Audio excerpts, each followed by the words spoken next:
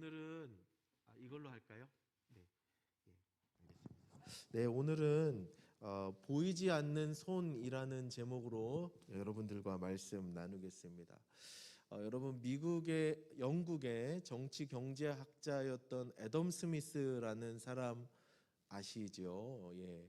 아마 고등학교 때쯤 가면 경제 시간이나 이럴 때 이름 한 번쯤은 들어보는 사람으로 알고 있는데, 이 애덤 스미스라는 경제학자가 보이지 않는 손이 있다라는 말을 했어요. 시장 안에는, 시장 아시죠? 시장 경제 안에는 보이지 않는 손이 작용하고 있다라는 말을 했습니다. 그 보이지 않는 손은 무엇이냐?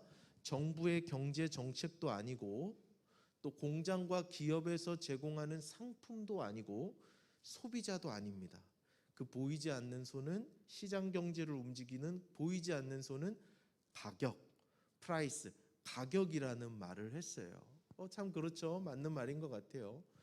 좋은 퀄리티의 상품이 낮은 가격으로 나오면은 소비자들은 그쪽으로 몰립니다. 그 반대라면 그 상품은 외면받겠죠. 그래서 시장 경제를 주도하고 시장 경제를 이끌고 가는 것은 가격이라는 말을 했습니다. 시장 경제뿐만 아니라 저와 여러분의 인생 속에도, 저와 여러분의 삶 가운데에도 보이지 않는 손이 있습니다. 무엇일까요? 보이지 않는 손, 그것은 바로 하나님의 손이에요. 하나님께서는 모든 인생들을 주장하고 계시고, 모든 인생의 생사화복, 살고 죽는 것, 저주를 받는 것, 축복을 받는 것 주장하고 계시지만 우리 눈에 보이지 않습니다. 뿐만 아니라 우리 하나님께서는 모든 강대국들과 크고 작은 나라들의 흥망성쇠도 주장하고 계시죠.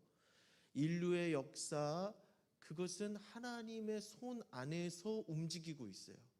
우리의 인생도 하나님의 보이지 않는 손 가운데에서 움직여지고 있는 것입니다. 그 하나님의 손이 하나님의 은혜를 받을 만한 사람에게는 은혜를 베푸시고, 하나님의 진노를 받아 마땅한 사람들에게는 하나님의 진노를 쏟아내고 계시죠.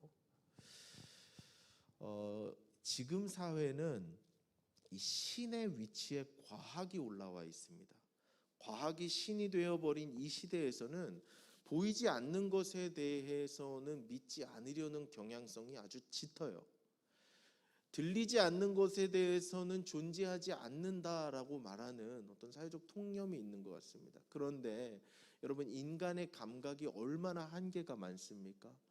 인간의 시력이, 생물학적인 인간의 시력은 2.5가 최대래요. 물론 몽골 같은 곳에는 시력이 4, 5, 5.0 이렇게까지 되는 아주 예외적인 사람이 있다고는 하지만, 인간의 생물학적인 시력은 2.5가 한계라는 연구 결과가 있더라고요. 2.5라는 시력밖에 안 되는 것으로 무엇을 볼 수 있겠어요? 볼 수 없습니다. 볼 수 없어요. 다 볼 수 없어요. 인간이 들을 수 있는 가청 주파수는 20Hz에서 2만 Hz까지밖에 안 된대요. 그런데 그것도 아주 저주파 20에 가까운 헤르츠, 그 저주파는 들을 수 없고, 또 좀 나이가 들면 17,000 이상의 주파수는 들을 수 없답니다. 인간이 들을 수 있는 소리는 많지 않아요. 지구가 공전하는 소리 들리세요? 지구가 자전하는 소리 들립니까? 박쥐가 듣는 초음파 우린 못 듣고 살죠. 인간이 보고 듣는 것에는 굉장히 한계가 있어요. 그럼에도 불구하고 보이는 세계가 전부인 양, 들리는 세계가 전부인 양 살아가는 것은 참으로도 어리석고 안타까운 일입니다. 오늘 본문은요, 우리 지난주에 룻을 나눴잖아요. 오늘 본문은 이 기구한 삶을 살아가던 룻의 어떤 회복의 시작이 되는 이야기입니다. 기구한 운명의 삶을 살아가던 룻에게 하나님의 보이지 않는 손이 어떻게 역사하셨는가를 말씀해 주는 단락인데요.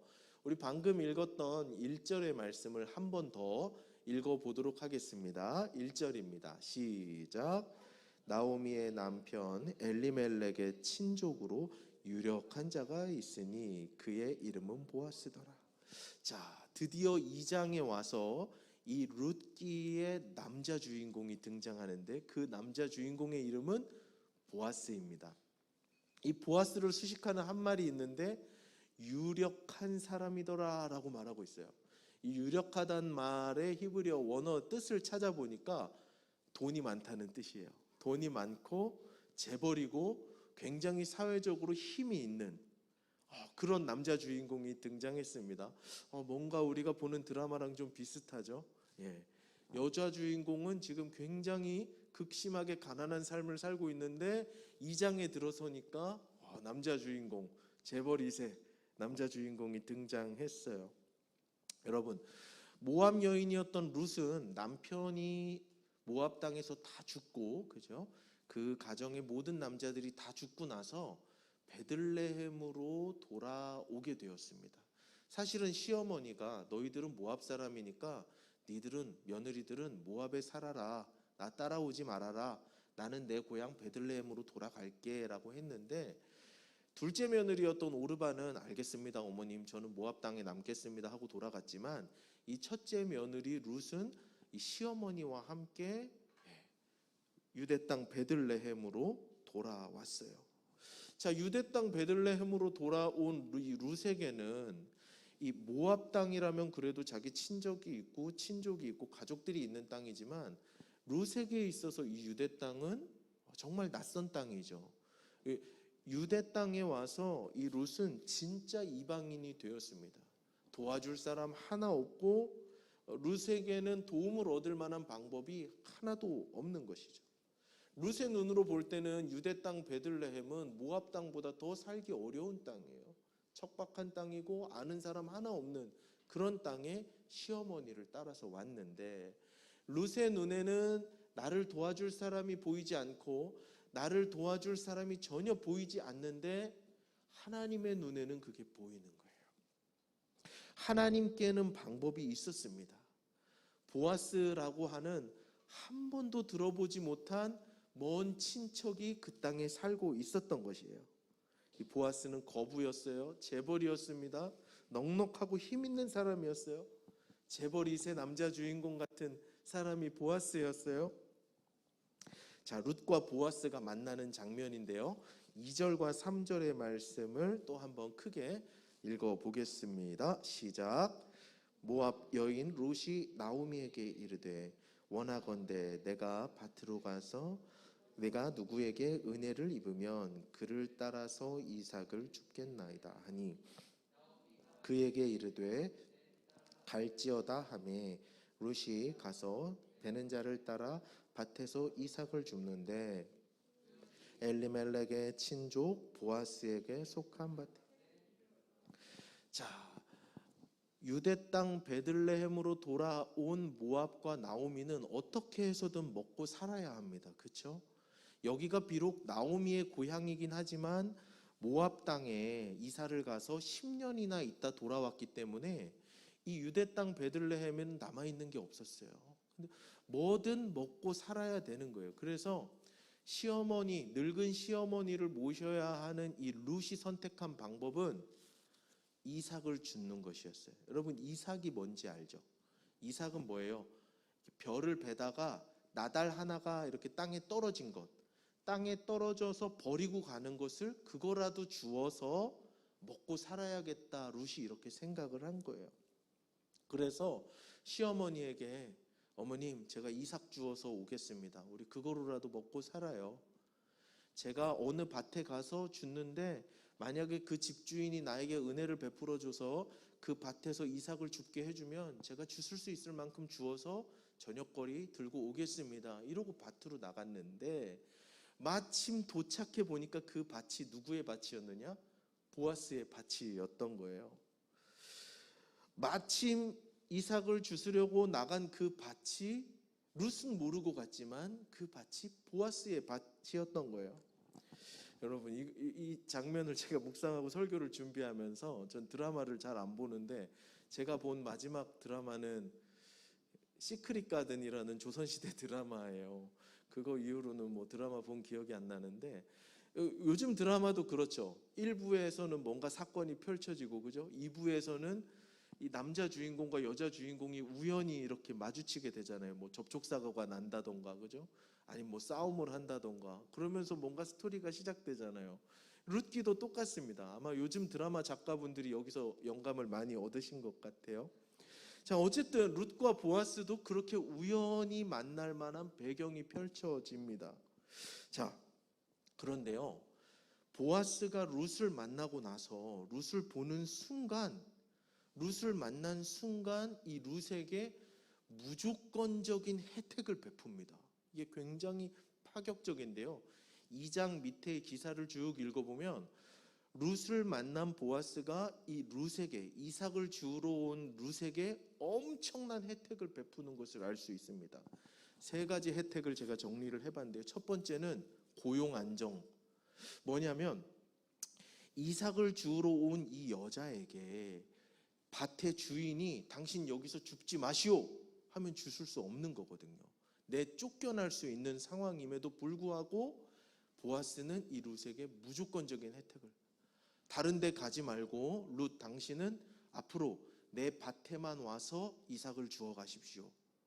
내가 당신이 내 밭에서 이삭을 줍는 것을 허락합니다. 다른 데 기웃기웃 거리느라고 고생하지 말고 내일도 오고 내일 모레도 오고 그 다음 날도 오고 앞으로는 계속 제 밭에 와서 떨어진 이삭을 마음껏 주워 가십시오. 이것만 해도 룻에게는 굉장한 혜택인 거예요. 엄청난 혜택인 거예요. 그런데 이 보아스가 자기 하인들에게는 이런 말을 합니다. 저 룻 아줌마가 룻이 이삭을 주술 때 너희들 있잖아, 곡식단 너희들이 거둔 곡식단 일부러 좀 흘려. 저 아줌마가 많이 주술 수 있게. 그러니까 이 남자 주인공이 여자 주인공에게 엄청난 혜택을 베풀고 있는 거예요. 땅바닥에 떨어진 나달만 줍게 해도 되는데 하인들에게 일부러 룻 앞에 이 곡식단을 흘리게끔 도와주는 거죠. 또 룻에게는 뭐라고 말하냐면 제 밭에서 이삭 주우실 때 아무 데서나 줍지 마시고 꼭 여기서만 주우세요. 근데 그 자리가 어디냐면 곡식을 베어서 단을 이렇게 쌓아놓은 곡식단 근처에서 주우세요. 이렇게 말합니다. 당연히 이삭이 어디 떨어져 있겠어요? 어디 많이 떨어져 있겠어요? 곡식단 앞에 많이 떨어져 있겠죠. 거기서 주우라고.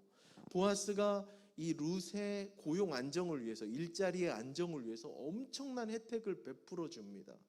뿐만 아닙니다. 이게 첫 번째 룻에게 베풀었던 이 첫 번째 혜택이고요. 두 번째 혜택, 이게 더 중요한데요.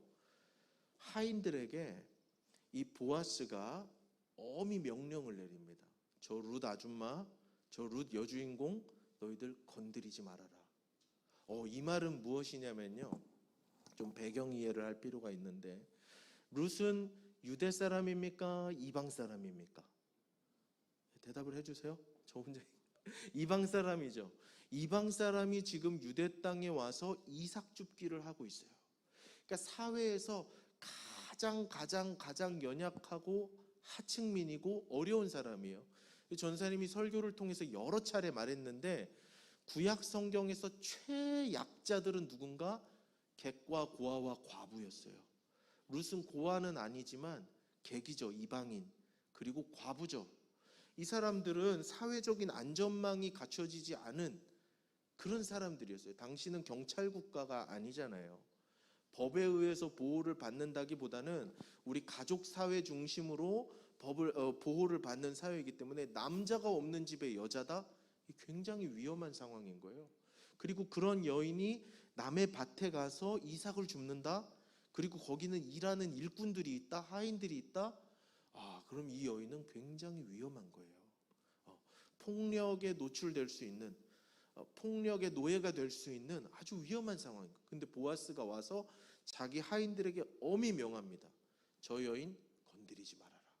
그러니까 이 룻은 지금 보아스 눈에 엄청나게 잘 보였나 봐요. 그래서 이 룻이 베풀 수 있는 모든 혜택을 베풀어 줍니다. 안전도 보장해주고 일자리도 보장해주고. 그러니까 룻은 오늘부터 이삭을 주우러 나갔는데 그래도 괜찮은 직장 하나를 얻은 거예요.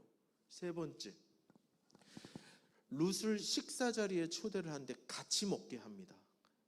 룻과 함께 식사를 하면서 일할 때는 물도 제공해 주고요. 읽어보면 이런 표현이 있어요. 떡을 먹는데 떡만 드시지 마시고 내 옆에 와서 내 상에 있는 아마 소스였나 봐요.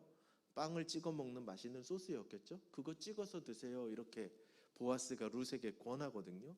이거는 룻을 인격적으로 대우하는 거예요. 내 식탁 공동체에 참여시키면서 내 식탁에 함께 앉게 하면서 룻과 보아스는 고용주와 고용인의 관계가 아니라 인간 대 인간으로 식사를 같이 하는 동등한 위치에서 보아스가 룻을 대하고 있다는 거예요.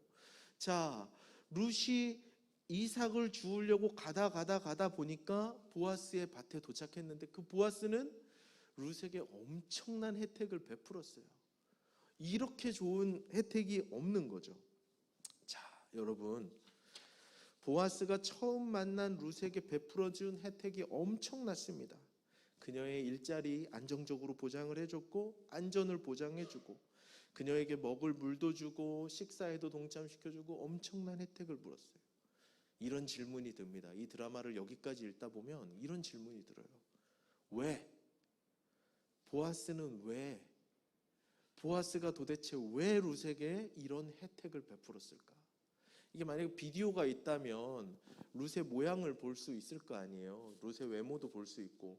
요즘 우리가 눈으로 보는 드라마는 보통 이 시각적인 거에 어필을 해서 여자 주인공이 다른 등장인물보다 훨씬 예쁘다던가 반대로 남자 주인공이 뭐 다른 등장인물보다 훨씬 잘생기게 연출을 하잖아요. 그래서 외모 때문에 한눈에 반했구나 이렇게 생각하는데 성경을 읽으면 그런 힌트는 없거든요.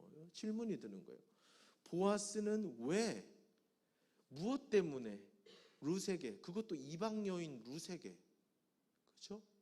그것도 한 번 시집 갔다 온 과부인 룻에게 이런 어마어마한 혜택을 베풀었는가 하는 거예요.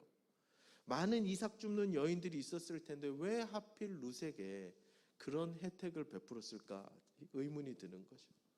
오늘 본문에서는 그 이유에 대해서 두 가지로 하나님이 말씀하고 계시는데요.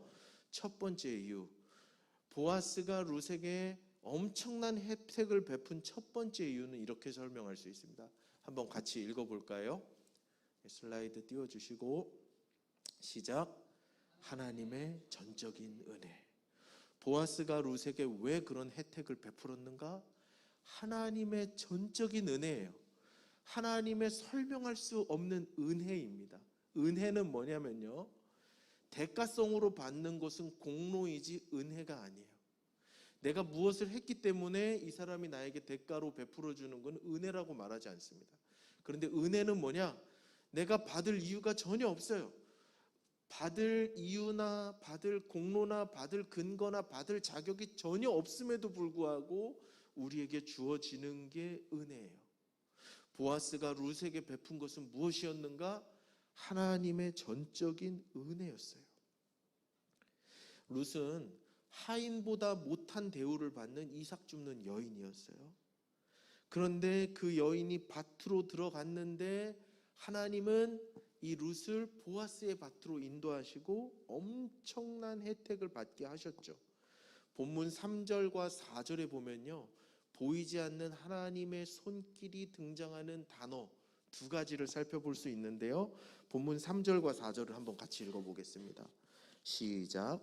룻이 가서 베는 자를 따라 밭에서 이삭을 줍는데 우연히 일리멜렉의 친족 보아스에게 속한 밭에 이르렀더라. 마침 보아스가 베들레헴에서부터 와서 베는 자들에게 이르되 여호와께서 너희와 함께 하시기를. 그들이 대답하되 여호와께서 당신에게 원하나이다 하니라. 자, 3절 말씀에 보니까 우연히라는 부사가 들어있어요. 보아스의 밭을 찾아간 게 아니었어요.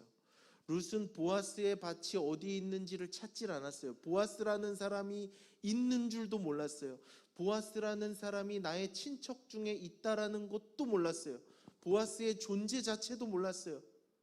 그런데 하나님께서 룻의 발걸음을 보아스의 밭으로 인도해 주셨고 룻의 입장에서 본다면 그것은 우연이었어요. 내가 그 밭을 찾아간 게 아니라 이삭을 주우려고 나갔던 밭이 우연히 보아스의 밭이었던 거예요.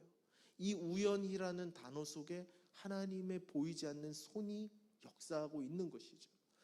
보이지 않는 하나님의 손이 룻의 인생 가운데 개입하고 주장하고 이끌고 계시는 거예요. 룻이 그 밭에 도착했습니다. 그때 마침, 4절에 마침이라는 단어가 나오잖아요. 그때 때마침 보아스가 등장해요. 룻이 이삭을 주스러 온 바로 그때에 보아스가 그 밭에 도착합니다. 하나님의 보이지 않는 손이 보아스를 그 밭으로 인도하고 계셨던 것이죠. 이처럼 룻과 보아스를 만나게 하시는 하나님의 전적인 은혜가 있었던 거예요. 룻의 노력이 아닌, 룻의 공로가 아닌, 룻의 자격이 아닌, 룻의 계획이 아닌 하나님의 은혜와 섭리가, 하나님의 보이지 않는 손의 역사하심이 룻의 인생을 붙들고 있었다는 것이죠. 사랑하는 여러분, 우리의 인생에도 하나님의 보이지 않는 손이 역사하고 계신 줄로 믿습니다. 아멘, 할렐루야. 우리의 인생에도 하나님이 눈으로 보이진 않지만, 하나님의 음성이 귀로는 들리지 않아도 내가 느끼고 내가 인식하고 내가 깨닫는 것과 상관없는 하나님의 동행하심과 하나님의 인도하심과 하나님의 이끌고 계심이 있어요. 여러분, 그걸 믿으실 수 있기를 바랍니다. 이걸 믿을 수 있는 사람은요, 어떤 상황 속에서도 평안을 할 수 있고 어떤 상황 속에서도 담대할 수 있어요. 보이지 않는 하나님의 손이 나와 영원히 함께 하신다, 내 뒤에 계신다라고 믿는 사람은 절망하지 않습니다. 두려워하지 않습니다. 새롭게 가는 길에서 두려워하지 않아요. 하나님이 나의 모든 인생의 걸음 속에 내 배후에 계시고, 내가 알지 못하고 있는 어떤 무대를 만들고 계시고, 내가 알지 못하고 내가 예측하지 못하는 만남을 준비하고 계시고, 그렇게 나의 인생을 돕고 나의 인생을 이끌고 계신다, 이 믿음이 있는 사람은 담대할 수 있는 거죠. 절망스러운 상황 속에서도 소망을 노래할 수 있는 거예요. 절망 같은 상황 속에서도 콧노래를 부르며 기쁨으로 가득할 수 있는 것이죠. 사랑하는 여러분, 저와 여러분의 인생 가운데 하나님의 보이지 않는 손이 계신 줄로 믿습니다. 그 손길을 늘 느끼고 의식하며 또 기대하며 살아가는 저와 여러분이 될 수 있기를 주님의 이름으로 축복합니다. 자, 보아스는 왜 룻에게 어마어마한 혜택을 베풀었는가? 첫 번째 이유는 하나님의 전적인 은혜라고 했습니다. 두 번째 이유가 하나 있어요. 하나님의 은혜는 모두에게 임하는가? 아까 설교 서론 부분에서 이런 얘기를 했어요. 은혜를 받을 만한 자에게는 하나님의 은혜를 베푸시고, 하나님의 진노를 받을 자들에게는 하나님의 진노를 쏟고 계신다라고 말씀드렸어요. 그러면 하나님의 은혜는 모두에게 임하는가? 모두에게 임하는 보편적인 은혜도 있습니다. 그런데 이 룻에게 임한 이 은혜는 모두에게, 60억 인구 모두에게 동일하게 주어지는 것은 아니었어요. 룻이 그 은혜를 받을 만한 준비가 된 사람이었습니다. 두 번째 설명은 제가 이렇게 한번 해봤는데요, 한번 같이 읽어보겠습니다. 은혜 받을 준비가 된 룻.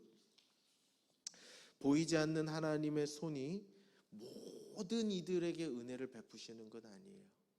하나님을 대적하고 사탄의 편에 서고 하나님을 대적하는 행악자들을 향해서는 하나님의 진노가 쏟아집니다.